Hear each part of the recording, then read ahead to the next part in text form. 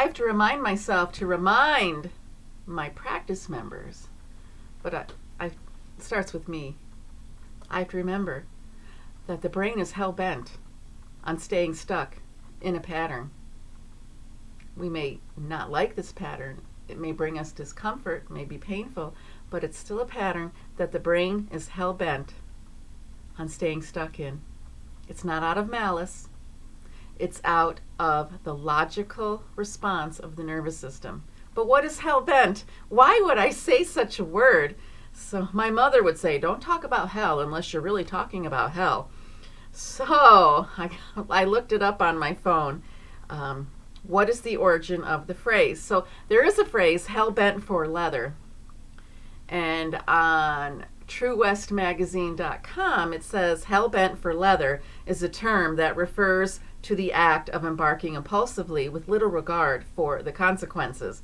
It is believed to be a mashup of two popular 19th century terms, hell-bent, which indicated fierce determination for some reckless cause, and hell for leather, which refers to riding horseback at breakneck speed. So hell-bent, it's not for a reckless consequence when we're talking about the brain. Everything the brain does is correct for the situation. We just have to understand the situation. We have to interpret it. And we've done a lot of misinterpreting. That's why I don't want people to get stuck on disease names. A disease name just means you've chosen a body part, you've taken a symptom and tried to put it in its box. Unfortunately, we are very unique individuals, and there is no one box.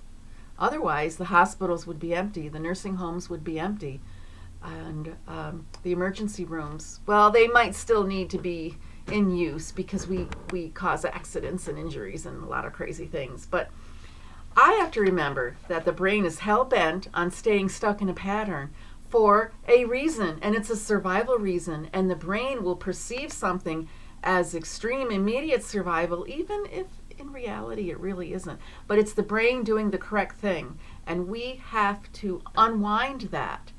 We have to sit back and say, what have we taught our brains to do too effectively? Because the brain just wants to conserve energy, and it's going to take a trauma or an event, and it's going to tie it to a memory, and it's going to recall that memory. And it's going to take a new trauma or a new event and compare it and say, oh, whatever, here it is, it's happening again, let's go for it. Let's create that survival response, that fight or flight survival response.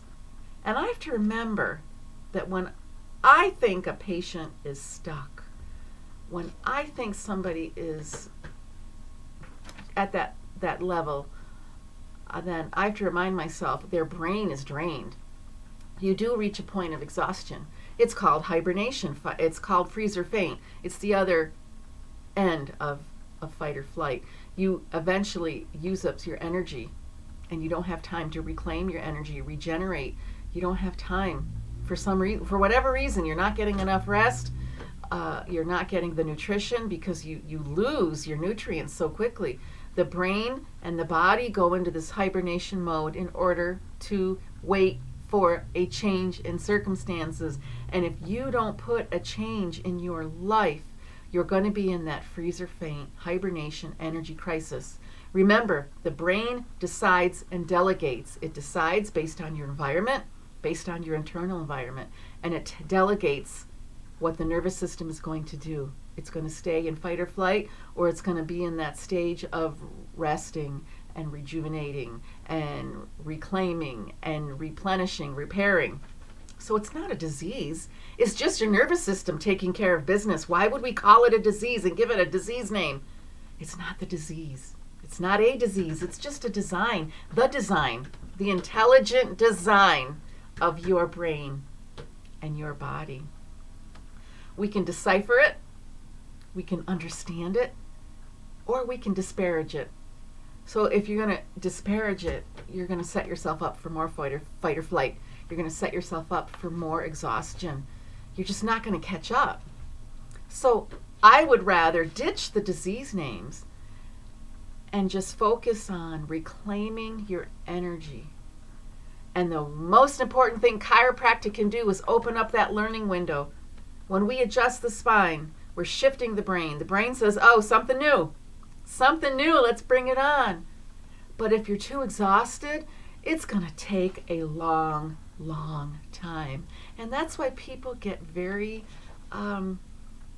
just impatient, despondent. They're like, oh, I'm going to be this way for a long time. Chiropractic's not working. It's not that chiropractic isn't working. It's that we aren't giving it enough time. We aren't looking at adding changes to our lifestyle, to our perceptions, to our beliefs. There's a lot of things we can do. Chiropractic is not passive. It's not a passive treatment. You have to be hard at work when you're in my office. And that is the Brain First protocol. I try to make it not hard, because then if it's too hard, why do you want to bother? I want to make it doable, and I want to chunk it down into small steps so it's more desirable. You want to participate, you want to continue. But I have to remember, when people come in with a depressing outlook or they're complaining, and there's a lot of complaining out there, I have to remember their brains are beat. They're drained, brain drain, brain burnout, learned helplessness. And that takes a lot of work. It's not one and done. It's not wham bam, thank you ma'am. It's let's give the brain and body what it needs. Let's give it the TLC that it needs.